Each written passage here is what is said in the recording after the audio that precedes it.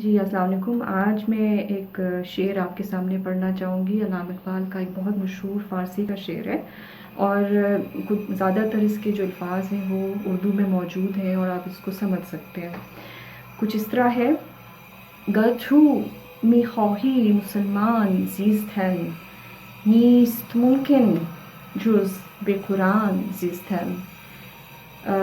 گر تو می یعنی کہ اگر تم چاہتے ہو، گر تو میخواهی اگر تم چاہتے ہو، مسلمان زیستن مسلمان بن کر جینا، نیست ممکن ممکن نہیں ہے، جز بے سوائے اس کے قرآن زیستن سوائے اس کے قرآن کے ساتھ جیا جائے۔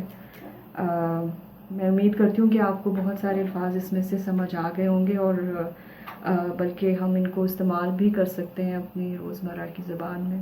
بہت شکریہ۔